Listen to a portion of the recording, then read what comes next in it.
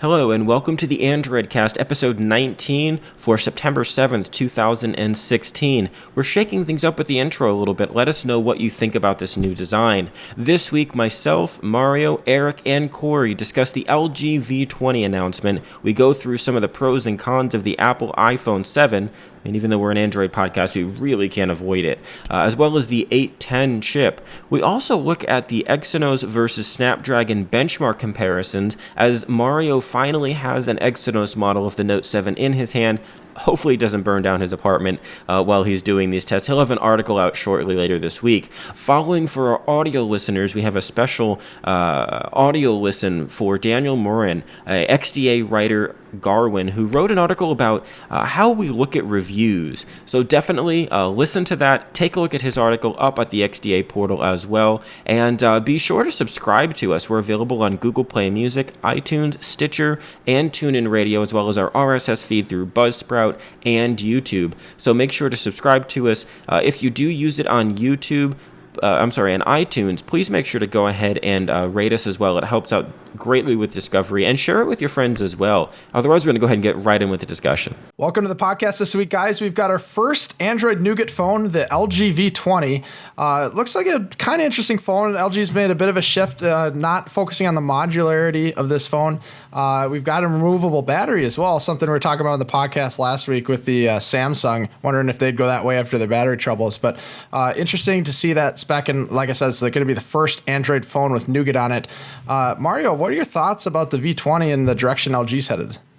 Well, I watched the event. It was this terrible Facebook stream where people could comment, and half the comments were negative about LG and how they had boot loops and stuff. So that was fun. But something that I think stood up with the V20 announcement was that they said, we looked at what people wanted and liked about the B10, and we kept that, and we just try to minimize everything else.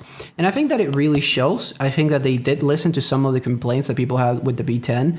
I know that they fixed some of the issues that would defer me from buying a B10. Specifically, they fixed the size. The B10 was massive. The B20 is much more narrower.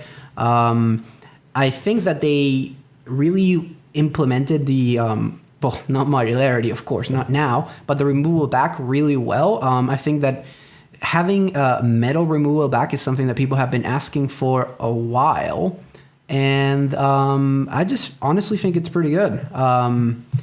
There's a few things that I want to look at more closely, but overall, I'm pretty impressed, and I'm really excited to see where LG is heading. I think this is a phone very tailored towards their fan base, and I think it's going to result in some rather good results.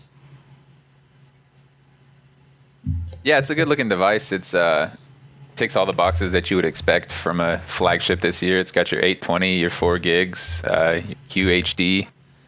Nothing really exciting about it, to be honest, though, is kind of its biggest downfall. It keeps the second screen. So those people that enjoyed that will still have that. It's supposed to be, I believe, a bit more contrast and brighter. So that's always good. I had a V10 for a little while, and the backlight bleed drove me nuts. So it'll be good to see if they've sorted that out.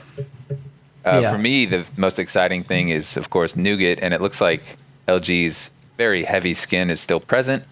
But they've cleaned up their notification shade a lot. It used to be kind of its own little weird gigantic section of the screen, and they've gone with something that looks a lot like a skinned stock Nougat. I mean, they've changed the colors and things like that, but it's it functions just like Nougat. It's proper, so it looks like an all right phone.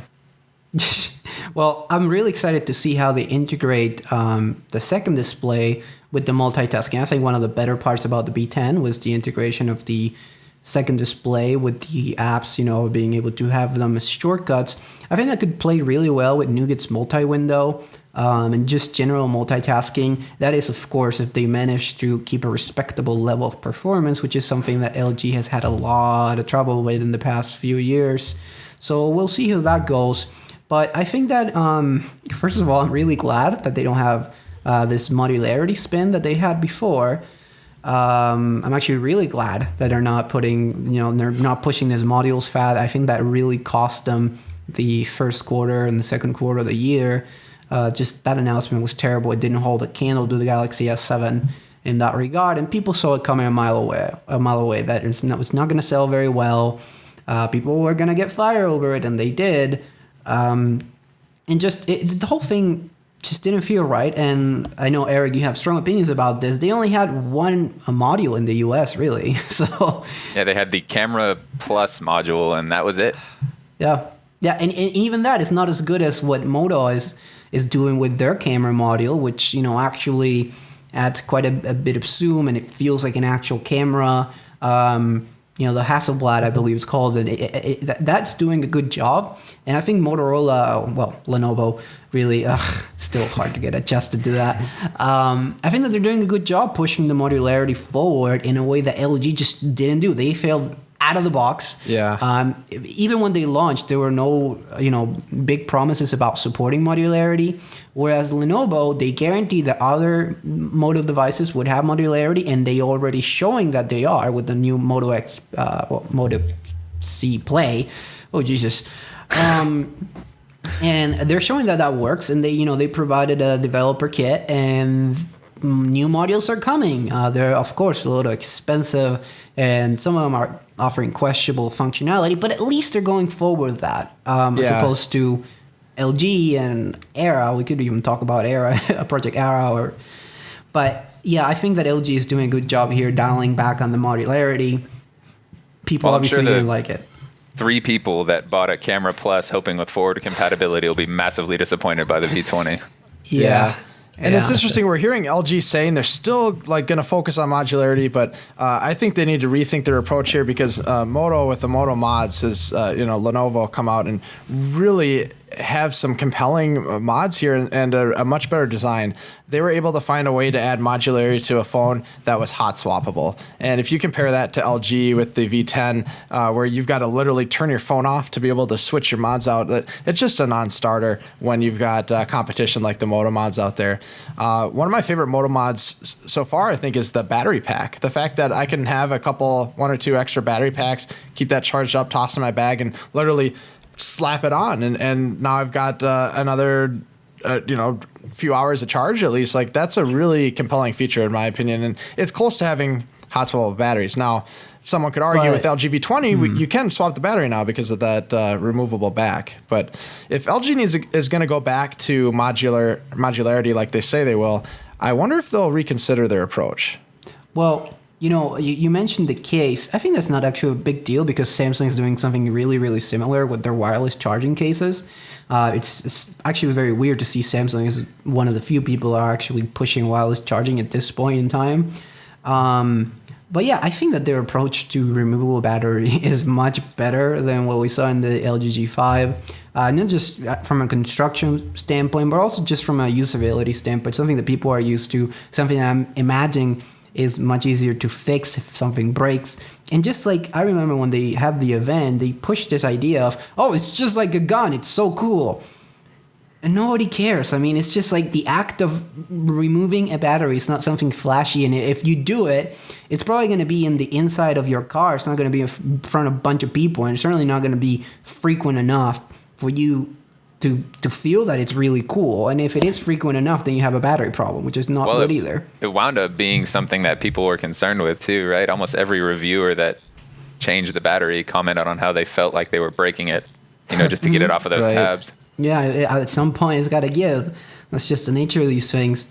I'm also kind of surprised that they didn't really up the ante when it comes to RAM and processing power. It's a tiny bit disappointing. I think that Snapdragon 820 and 4 gigs of RAM is still really, really solid setup. But, if you remember the LG V10, it kind of had a little step forward on that regard over the LG G5. And we have the Snapdragon 821 coming with the Pixel phones, allegedly. So that's kind of disappointing, because it's going to be outdated out of the gate in that regard, that just now we're going to turn to a new processor. And that's not quite like LG. I mean, LG has been known to support the latest processors, in the sense that, you had the LG G2, one of the first processors, one of the first phones with the Snapdragon 800, and then the LG G3 with the 801. Actually, yeah, it kind of happened with the 801 too, because they pushed that 1440p screen, but at least they offered a Snapdragon 805 version. So I don't know. It's kind of weird to set the turn, and especially because they're launching with Nougat. So that's kind of one of the only things that I can criticize. Otherwise, like you said, Eric, it's just a really nice, kind of boring phone. Yeah, and one other thing, that they're doing as well with the V20 that they did with the V10 is they are catering towards, videographers and people who want to do audio recording and audio files. We've heard of the quad DAC, and I mean, for what it's worth, I think that's mostly a marketing term. But it does still have a very powerful amplifier, a good DAC. It's got a stereo microphones, I believe, as well as directional. You've got full video controls when it comes to shutter speed and exposure. So they're really doing a lot of stuff in the avenue of catering towards a specific market. So I think we're seeing a lot of things being dropped off the phone. We have the steel bars on the side. Kind of the distinguishing marks of the V20 are being dropped off in favor of, like you were saying, some of the things that I think customers are mostly commenting about. We've seen the big marketing push with Joseph Gordon-Levitt with Hit Record. And I think it's really catering towards that market. How big that market is, I have no clue, because I don't know of anybody who really cares to really do videography or manual video controls on a smartphone. You're not going to get the quality that you're going to get out of a $500 mirrorless or fixed sensor camera like a RX100 and RX10. So it still is definitely a small market phone. I kind of like what LG is doing. The thing that concerns me most, though, I don't think I've heard it mentioned yet, is the size of the battery. This is a 3,200 milliamp hour battery. They're doing just like they did with the G5. They're undercutting anything else that's on the market by 300 or 400 milliamp hours, and I don't think that's really going to do them well in the long run. The Note 7, has marginally good battery life. The S7 has really great battery life. The S7 Edge has really great battery life, and the G5 has pretty poor battery life. So I think this is going to fall right in that middle ground of it can't really make it through a whole day, and I don't know. It was an odd decision, I think, and I hope they didn't make that decision and just to make it removable. Yeah, I think they did. That's what I was going to say. I think that's a big part of it is the fact that, you have to encase the battery in a housing. You have to have the phone have space for it as well. You definitely sacrifice some free-form ability on the battery. You can go look at teardowns of something like the Note 7 and see that, most of the empty space is battery. And the battery doesn't have to be as structurally strong because they just glue it in there. Yeah, I do want to throw a caveat in there. We've said it before, but the actual capacity of the battery in terms of milliamp hours is not necessarily directly correlated to the battery life. We've done some plots. I know Mario in particular has done some charts to see, like, over time what type of milliamp hour capacity does the battery have compared to how much battery life do we get when doing various benchmarks. And there's hardly any correlation at all. So, I mean, you look at something like the iPhone, doesn't have the world's most biggest battery, but boy, does that thing last a long time. So Samsung Galaxy Note 7, decent battery life, but it's got a gigantic battery. So it'll be interesting to see how this actually performs in real world tests, see how well they were able to optimize this 3,200 milliamp hour battery. Yeah, I want to make a point on that, and you're absolutely right. This is what I call hardware dyslexia. People think that reading a specification sheet is straightforward. Of course, the battery capacity is important because ultimately the other factors determine the drain rate. And if you have a larger battery, that's a very easy way to boost your overall battery life without addressing the drain rate. Interesting point, though. I've been testing the Exynos Note 7, and that seems to be a lot more power efficient than the Snapdragon 820 Note 7 that I've also tested. It's still preliminary, and I need at least 2 more nights to do specific automated benchmarks to test this, because these battery life benchmarks take quite a while. And again, this is not to test real world battery life. This is to test the efficiency of the components, namely the screen, which is why I tested at minimum, maximum, middle brightness, and 200 nits. So that's 4 tests. That means 4 nights at least. But yeah, I think I am seeing an improvement. I think over the next few nights, I'm going to be able to make a better assessment of that. But yes, you're absolutely right. I don't see much of a reason for this phone to inherently have bad battery life, in the sense that the Snapdragon 820 can be made pretty efficient, as we saw with the OnePlus 3, and Nougat, it's going to bring an improved dose. So, here's hoping. But I mean, the OnePlus 3 though was pushing 1080p. It didn't have a second screen, and it was 0.2 of an inch smaller. That's true. In its dimensions. Yeah. I don't want to say that. I don't want you to get the impression that the 3200 milliamp hour immediately means it has bad battery life. I think that for me, a 5.7 inch screen with 3200 milliamp hours is a caution sign. With the G5, it had a small battery and it got bad battery life. In my opinion, I don't think LG does a very good job for software optimization. We're seeing Nougat right now. It has problems as far as software goes. For its battery life, the DOS isn't working as intended. Specifically on the Nexus 6B. Exactly. So it's a concern. Whether or not it's something that's going to be a long-term concern, who knows? But it is something on a spec sheet, like you were saying. It's one of those things that stands out on the spec sheet, at least. Yeah, definitely. On that note, I think we could talk a little bit about the Exynos Note 7. I've been doing some in-depth testing on that. Eric has been helping me out. We have over 300 data points right now, and we've been crunching those numbers. And we're actually doing a statistical analysis. We're looking at the variance, the standard deviation, doing a ANOVA to see if whether the variance is just a matter of sheer luck, of whether there's actually something there.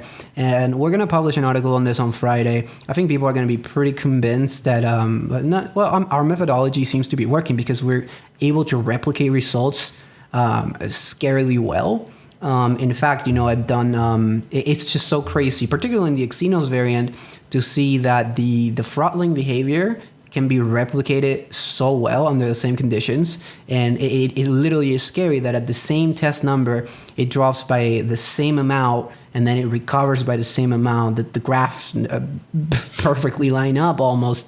And what I got to say, some of the findings are pretty much what you expect.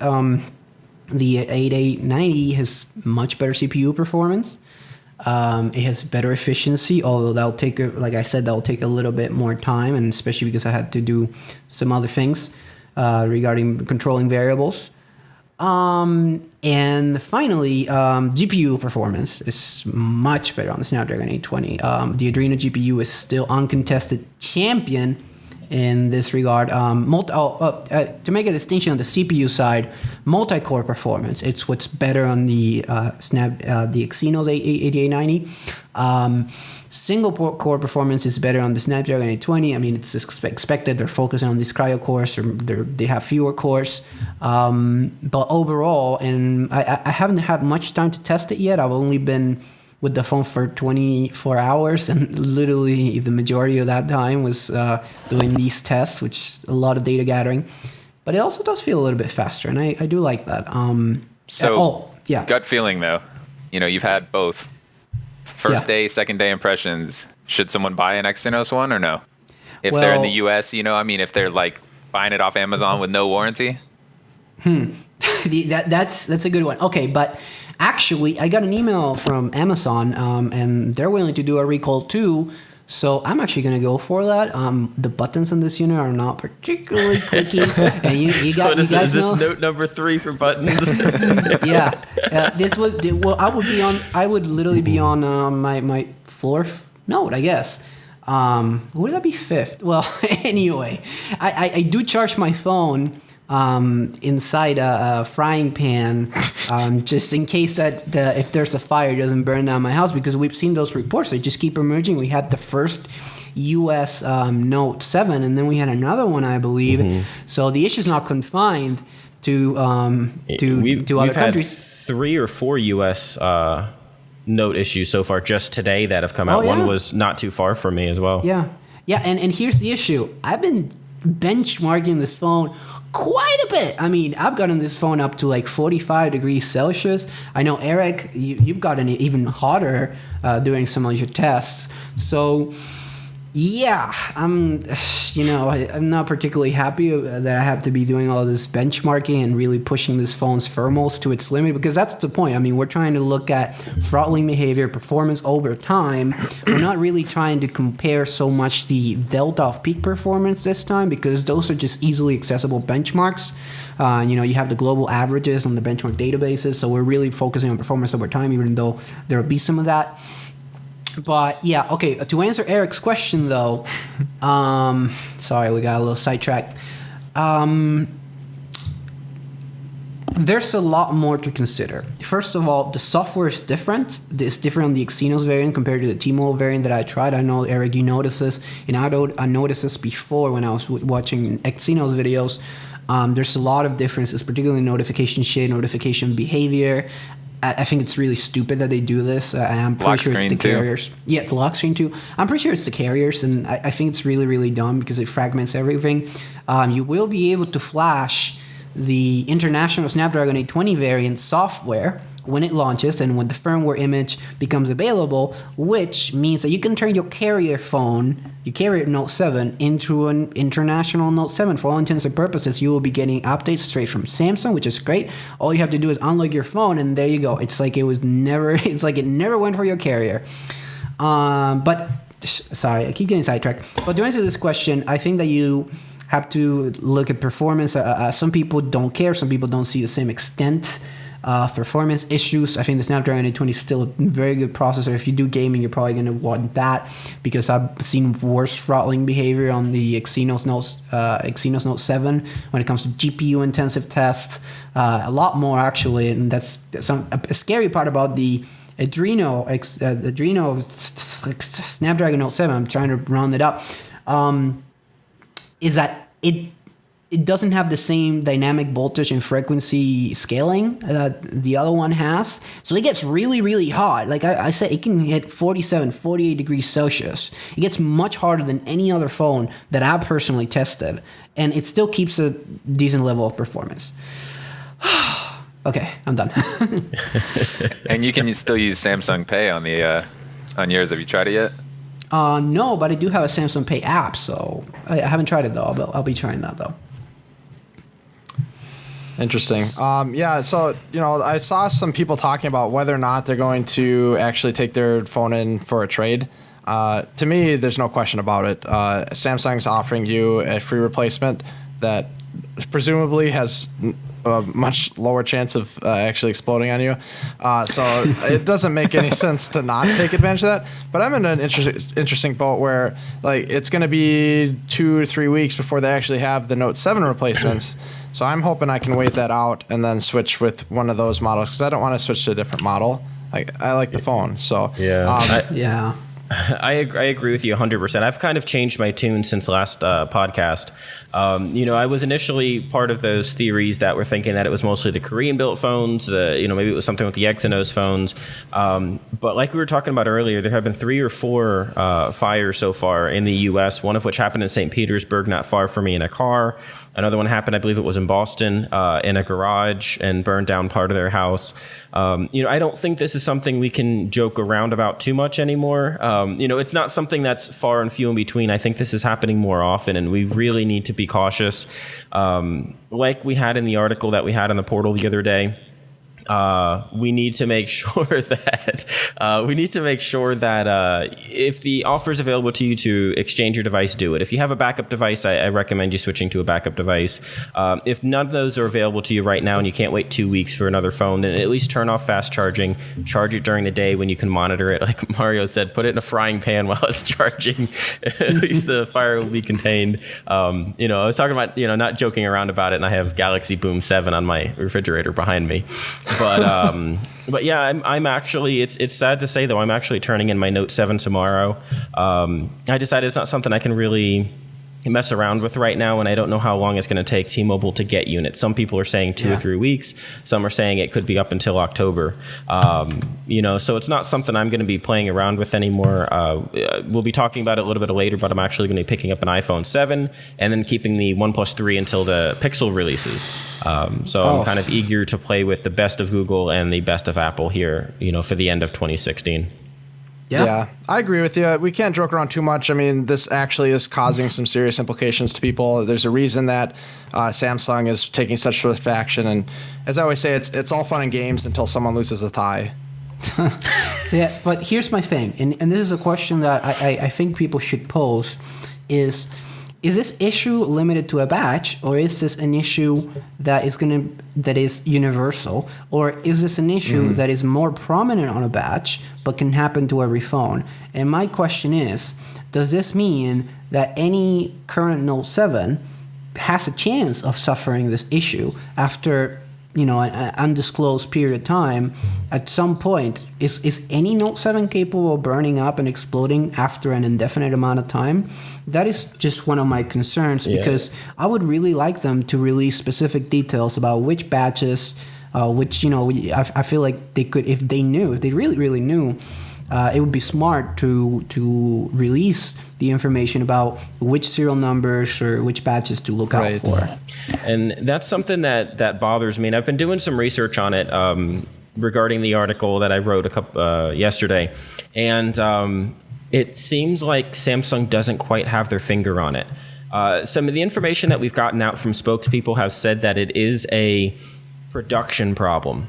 If it's a production problem, that tells me that there are going to be a lot of batteries affected. It doesn't sound like it's a material problem, so something that goes into the cells when they're making them, or the production failed, causing a certain batch that used whatever material it was. It seems like there was actually a variance in the production that's causing these to happen. And being that we're seeing such widespread devices, there were at least 2 T-Mobile devices so far that have burned up, as well as the international variants. And we know most T-Mobile units are Chinese built, and a lot of the international are built in Korea. So we're having phones built in different manufacturing plants at different times having the same problem. I think this points to a larger problem, and I think that's why Samsung has been pretty mum as far as what batches are affected. It's been 5 days now since Samsung recalled the devices. They've had more than enough time to get some more information out, but they haven't yet. And either they're trying to pinpoint it, or they're pretty much saying, I think this is a pretty big issue. We heard 70% of devices are supplied by Samsung SDI. It's, in my opinion, at least, it seems like most Note 7s are ticking time bomb. There's really no way at this time to know if yours is affected or not.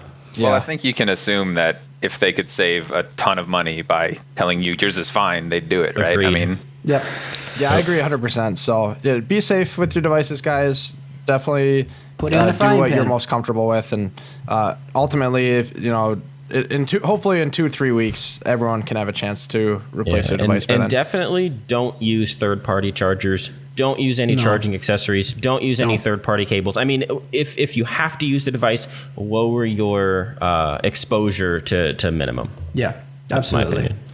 Sorry, Corey, about your transition. Yeah, well, I just wanted to mention, so like I said, hopefully everyone can have their own devices in 2-3 weeks. But really, it's kind of an interesting decision for some people, because in a couple weeks, another device that we're going to see entering the scene is a device we just heard about on Wednesday. The new iPhone 7 was announced by Apple. Some interesting advancements there. Some things sounded pretty cool, particularly the home button. They're using Force Touch for the home button, removing one actually clicky part of it, which has some new gestures with it. I liked seeing that they have stereo speakers on it now. They're doing kind of an HTC HTC 10-esque top speaker and bottom speaker hybrid there. So that's interesting to see them going with stereo. They've got the high display, what's the high dynamic range display? Wide gamut. Wide gamut. Not HDR like Samsung's doing, at least not yet. Yeah, but it it's has, wide it has gamut. more to do with the color space, if I'm not mistaken. Correct. Which is it's kind of a. Yeah, I think that they're marketing in this specific way in order to compete with Samsung on this front, because LG has had DCI for a while, I believe, on the G4 Sure. at least. They're starting at least with the G4. Anyway. Yeah, but there's something, I don't mean to sidetrack too much, but the wide gamut, the problem with wide gamuts on Samsung's had wide gamuts for a little while now. The problem with Android is Android cannot detect what color space a image or text or what's on the screen. It can't detect it. Yep. So it assumes everything is sRGB unless you're changing it. And if something is sRGB and you have your phone set to DCI or P3, it's going to just expand it, and that's why you get the blown out colors like you saw like on the OnePlus 3 and the standard adaptive setting on the Note 7. It can only pick up certain applications right now in the Note 7 and change it to the wide gamut, whereas Apple iOS can detect what color space it is. So if it's sRGB, it's going to restrict the display to the sRGB range. If it's available to see, like I believe Instagram is rolling out P3 and DCI support, it's going to be in that full gamut. So you're going to get the accurate color representation and not just blown out colors like you see on most Samsung displays that are left on adaptive. Right. So yeah, it's really interesting stuff about the wide gamut display here, but a couple other things that they are bringing to the table here. One that people are really talking about is the removal of the headphone jack, going towards their proprietary technology. I'm sure we'll have some good discussion about that in a bit. And then there's one other thing that stood out to me. I'm trying to remember. Well, they added water resistance to it, improved that, so that's good. And then did you go over the dual rear cameras? That was what I wanted to mention, the camera. So they've got a dual rear-facing camera, one of which is a telephoto lens giving you a 2. Now, they advertise it as 10x zoom, but they made sure to, and that got tons of applause, but then they clarified it's 2x optical zoom, and the rest is just digital. But that's kind of like everything in a nutshell. Mario, I know you've had some pretty big opinions about this device. What are your thoughts on it?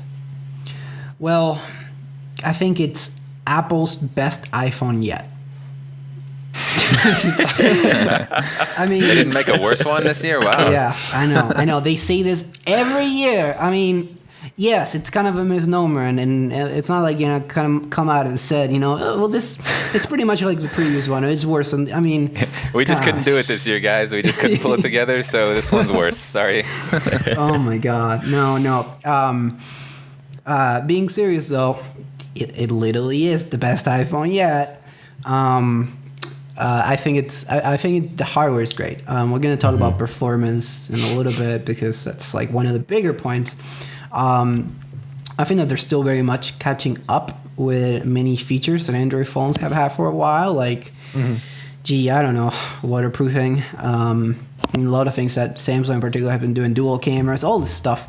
It's already been, all these paths have been already. HTC's done that with their those depth features where you apply the bokeh effect on the background. Yeah, stereo speakers. All of this has already been walked by Android.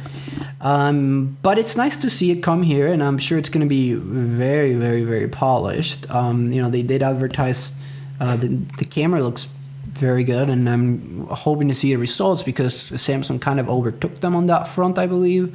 Well, at least that's what I feel, especially because of their software. Samsung software is unmatched right now.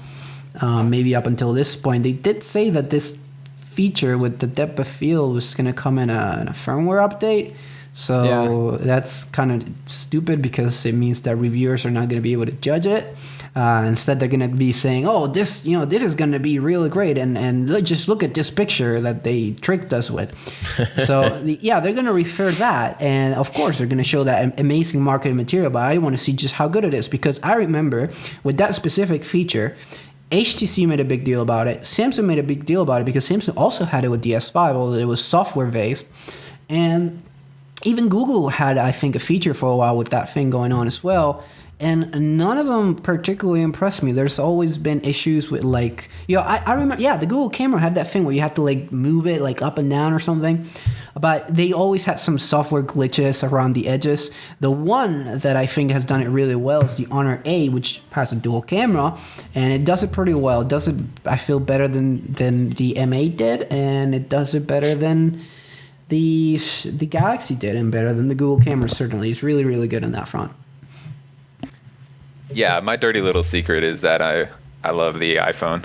I have bought every single iteration of the iPhone, and I carry an iPhone and an Android phone every day. So I like to tell myself that my iPhone is my work phone, and it is the number I give everyone. And you know, when you deal with corporate America and in sales and everything, you get a lot of iMessage users. So it works out pretty well for me.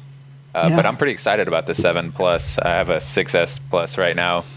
And, you know, it's going to be the same device with a much better color, man. This black and the new shiny black, which I don't think I could go for because those scratches would drive me up the wall. But they both look pretty good, man. And I'm pretty excited about the Force Touch home button. I'm a big fan of the Taptic engine, as they call it. It's a lot better than the sometimes gravelly vibration motors we get on some Android phones. OnePlus Suite. Apple's always been good with their trackpads. Now they've done this Force Touch. Like, really excited to see what they can do with that with the home button, actually. Mm-hmm. Yeah, I think it's great for just giving more of a feel to the user interface. I think Taptic engine for this is fantastic. In fact, I've been saying this. This has to be incorporated on Android just for the fact that you have material design. A pressure-sensitive screen would go so well with material design, which is all about the Z-axis. You know, it's all about depth. Yeah. So if you're actually pressing an element, you know, when you long press, it kind of feels like you're like on it. It feels like you're pressing it. Now imagine that. Imagine long pressing a button and seeing it like go down in the Z-axis, but also you feel the Taptic engine, the localized vibration, and you also have the depth push as well. You actually it responds to the pressure. That would be amazing. Why is it not being incorporated? Yeah, and I think I kind of agree with Eric's sentiments. While I haven't owned every generation of iPhone, I've had every one they've introduced since the 6 or 5S. And the 7 really appeals to me as far as hardware goes. We're seeing Android, and Android OEMs are doing things fantastic. But we still kind of have that mentality of throw things at the wall and see what sticks. LG throws modularity at the wall. It didn't quite do so well, so they pulled it off of the V20. It doesn't have it. So we're still kind of seeing hit and miss things. And while Apple is still behind, it's got a just over 720p, I think it's like 750p screen on the 4.7-inch model and the 1080 on the 5.5, and they can't quite match what Android's got. They've got a lot of benefits hardware-wise that Android OEM just can't touch right now. And they're doing things and they're implementing them through from the top to the bottom. When we look at the color gamut, wide color gamut, to the vast majority of people it means nothing. But when you take a wide color gamut screen, and now they've worked with Instagram, and Instagram is going to support wide color gamut, and now you've got your cameras, front and rear, both support wide color gamut as well, you're going to get pictures that don't look oversaturated, they look right.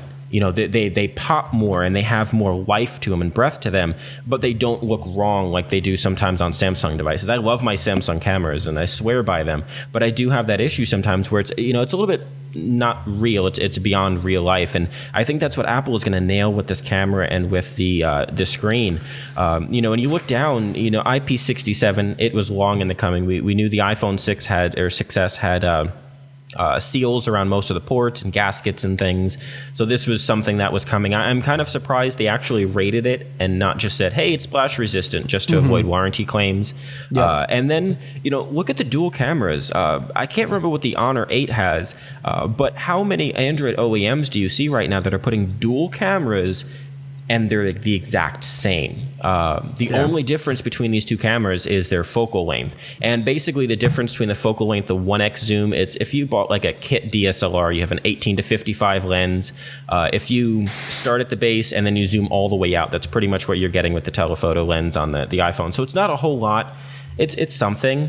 I kind of wish they would have used maybe the second camera to help with focusing and a couple other little features. Yeah, but again, focusing. You've got the V20, and one of the things I saw on the Android subreddit was they wanted a higher resolution wide-angle camera because you could see the drop in resolution from its primary camera to its secondary. Why couldn't LG have thrown a 13 or a 16 megapixel wide-angle camera in there, whereas Apple's putting the exact same sensor in there twice? So they're doing things that we've probably seen Android OEMs do before, but they're nailing the execution, and that's something Android or iOS has always done well. Yeah. Apple's always nailed the execution when it comes to hardware or software. Yeah. So it's impressive. I'm really impressed with the iPhone 7. I still think, honestly, the Note 7 is a little bit of a better device in every aspect except for its internal storage speed, and then we're gonna get to the A10 discussion. But the iPhone it's a compelling package, and with the Pixels coming out, it's going to be a tough war right now between Android and Apple. Yeah, definitely. And, with the, we've said a lot of good things about the iPhone. There's still a few things that were, I thought, questionable that they said during the presentation. So the comment was made. Questionable is a stretch. Oh. Yeah. The comment specifically was made that their iPhone 6S screen is the best screen on any smartphone. And my Galaxy Note 7 and S7 would like to have a word with them because and they're I don't know not how gonna, you can claim your phone has the best display on the market of any smartphone when it's not OLED, not AMOLED, it's not a curved screen, it doesn't have always on display, it's not 1440p. It's not HDR ready. It can, you can render whatever color space you want. That is not HDR, and that's again why I feel they wanted to compete with this more color space, and they just trick people into thinking that it's similar to HDR. But HDR is actually one of the bigger things we have going on in displays right now. You're right, but then the second most controversial part, or should I say, courageous act. I was going to say, do you have the courage to say this, Mario? Yeah, it took them a lot of courage, you see, to remove the 3.5 millimeter jack because it takes a lot of courage to move from one universal efficient standard into a proprietary standard that's going to be another revenue stream when there's already another universal standard in development with much wider adoption by, the entire Android user base, which, it's the majority of the smartphones on the planet right now. So that kind of bothers me. USB-C is what you're talking about, to be clear, right? Yeah. To be clear, you're talking about the same connection their MacBook uses, right? One thing also to add to that, Mario, is I kind of wish they would have come out and just said it as it was. This is a ploy for them to continue making money on licensing. The Lightning port is a proprietary port. They get licensing fees for every single device that comes with it. They touted 900 million Lightning port devices, which I believe is counting every single individual pair of headphones that have ever been produced with it. It's just Apple doing what they do and saying a big number for the sake of a big number. But they're making licensing fees off of this, and this is a way for Apple to continue making money as Apple sales continue to dwindle. We've already seen their services increase because they lowered the prices of iCloud, and I think we're going to see their services prices go up or continue to make more money of their overall profit when you count these licensing fees. So there's no reason for this headphone jack to be removed off the phone. It's no thinner. The iPhone 6 was a thinner device than the 7 is. So again, it was just for licensing fees or to lessen the blow for the iPhone 7, which may need to remove the headphone jack because it's going to go so thin, or an edgy design or something like that.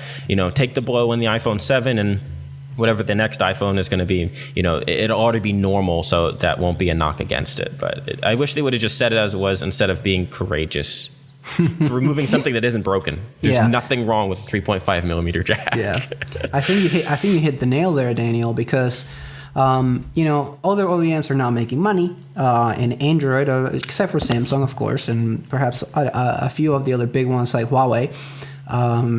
But the rest are just, they're bleeding money, and they're just don't know what to do with their phones. And this is, I think, why you see Android OEMs throw stuff at the wall to see what sticks. We've seen modularity, we've seen curved screens, we've seen a lot of things come and go, fail and very infrequently succeed and stick. Usually now it seems Samsung that's making things stick because they've been doing it their entire Android career, unlike other OEMs who have either played it safe or focus on the stuff that truly matters.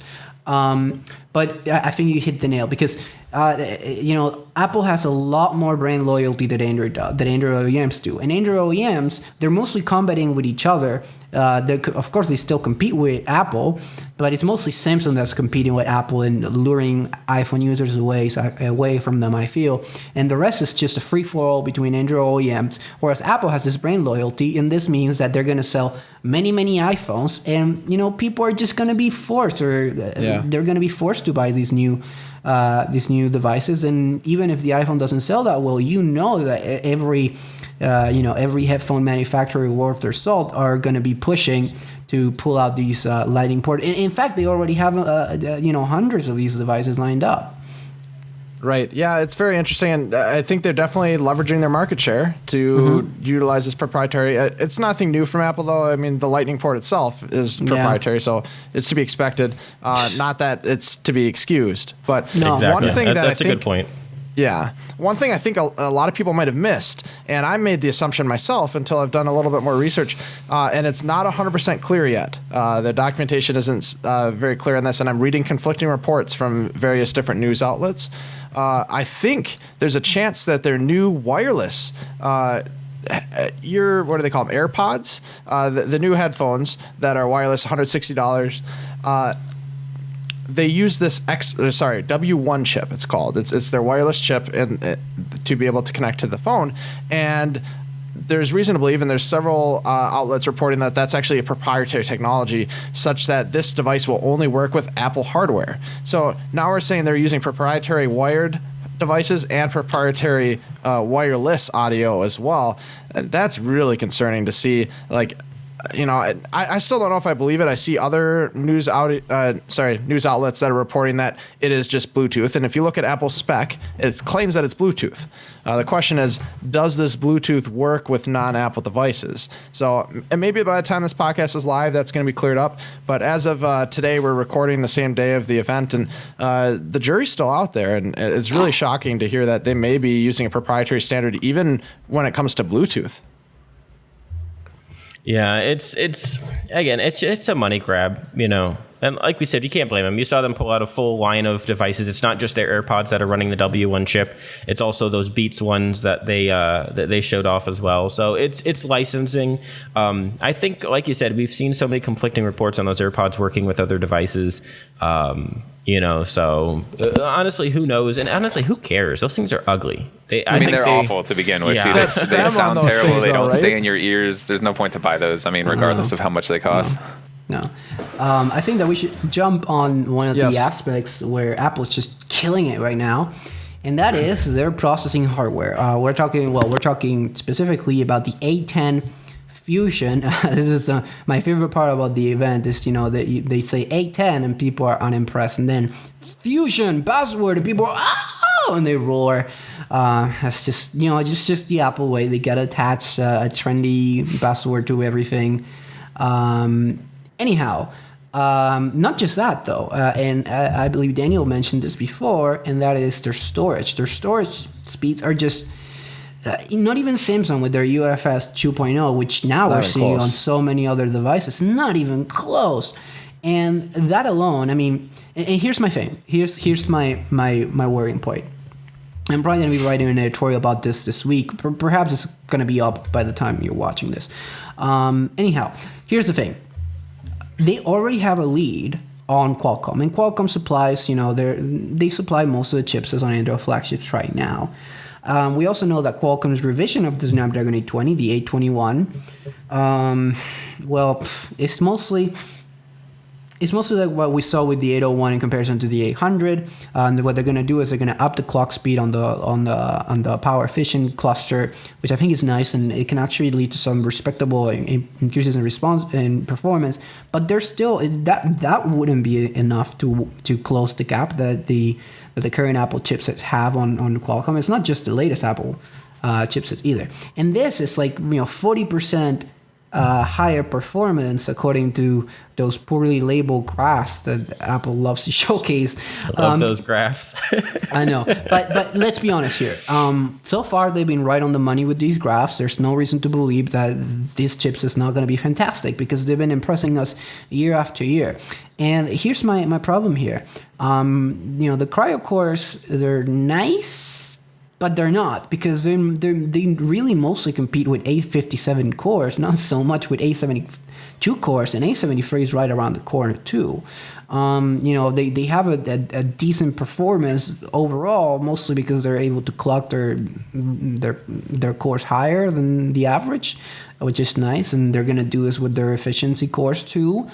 But here's what I have trouble picturing: if this Apple chip has such a tremendous performance improvement, you know, proportionally speaking, over the current flagship Apple chip, just how insane of a performance jump would Qualcomm have to do year on year with the Snapdragon 830 or whatever in order to be competitive here.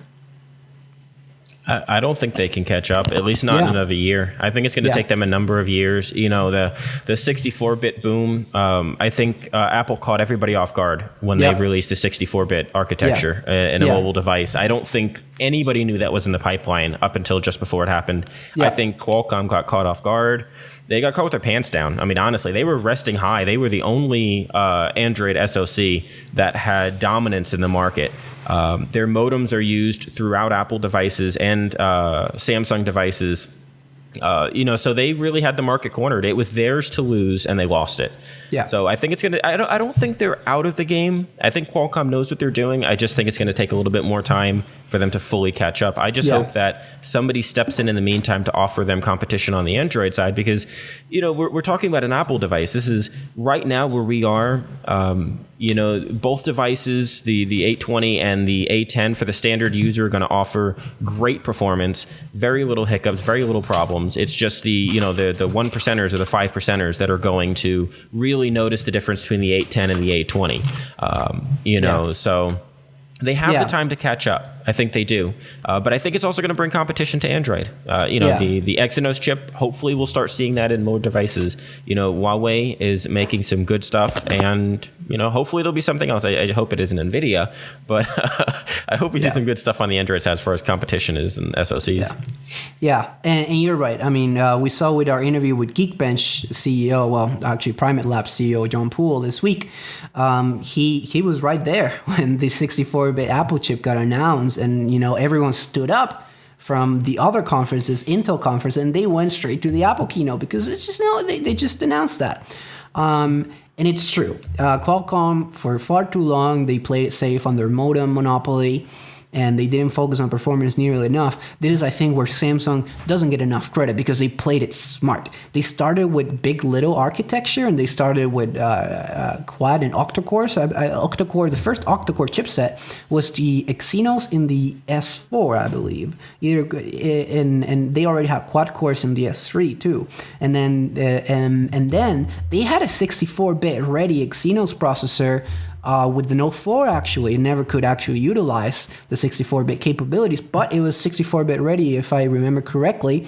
And then when Qualcomm had to do the roadmap and take the ARM cores, and they put out the Snapdragon 810, Samsung was already ready. They had the Exynos 7420, which was one of the better chipsets we've seen, especially that year. It was not trumped until the Kirin 950, which came at the very end of the year with A72 cores, and they're doing a tremendous job, by the way.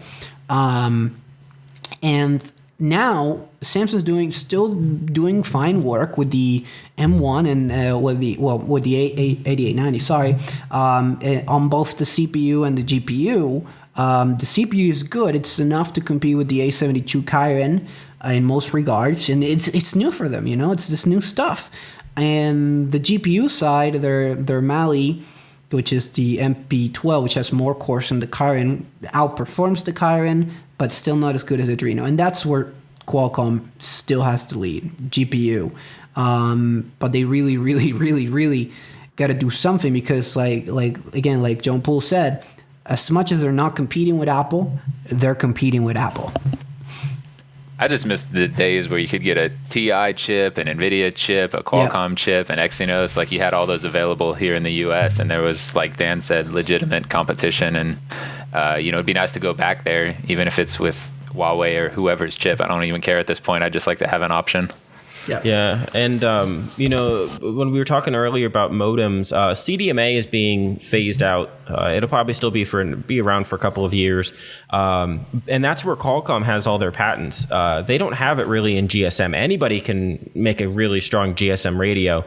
So we're going to start to see Qualcomm have issues. One of the things that's leaking out, and this is unconfirmed, but there are 2 iPhone SKUs out right now for the U.S. market. Unlike the way it was before, where there was pretty much one universal hardware that had both CDMA and GSM radios, it appears that T-Mobile and AT&T and possibly international variants are not going to have CDMA radios activated in the device, which means that Qualcomm's not going to be getting licensing fees on those devices. So they're going to already see, Apple is using Intel radios for the GSM side. So, Qualcomm's already going to kind of see their strangle being put on them as far as their modem division is. And as CDMA starts to get phased out, I think the U.S. market's going to open wide open for Exynos. They use, I believe it's the Shannon modems. I don't know what Kirin uses. So we should start to see that competition come in there as Qualcomm gets strangled. And I really hoped that Qualcomm, rises up to the task. Definitely. Well, thanks for that, Daniel. And I think that's going to probably wrap up our podcast for this week. We did a lot of discussion on the iPhone, things that we learned at the most recent event, implications of them taking away the headphone jack, what that means for audio using this proprietary standard, but also some interesting things that they added, like the Force Touch home button, stereo speakers, and a lot of spent a lot of time talking about the camera and the new screen. So interesting stuff coming from Apple. Really interesting to see where that'll go and what impact that'll have to the Android marketplace here, as we see will Samsung follow in their footsteps in certain things here, which they like to do typically. Let's not forget we have 3 weeks until the Google event. So right, yeah, it's going to open wide open again. Yeah. So, stay tuned for that. We'll have some good reactions to that, too, and hopefully we learn some interesting things about those devices. And then we were talking about the LG V20 coming out in a couple of weeks as well. So, a lot happening. It seems like we're getting to that point in the end of the year where we're seeing some new devices coming out, and it's exciting to keep an eye on that. So, make sure you guys check back here for some more news as we keep reacting to this new stuff. But that'll do it for this week. I'm Corey Fiak. You can find me on Twitter at Codismsdev. Daniel Marchena, you can find me Ultimax98 on Twitter and also on the XDA portal. And Eric? Eric Hulse, you can find me at Simplistic on Twitter with a 1 instead of an L, and on the portal. And I'm Myers Ferro, editor-in-chief at xdadevelopers.com, Flashaholic in recovery. Sometimes I get a little stuck there.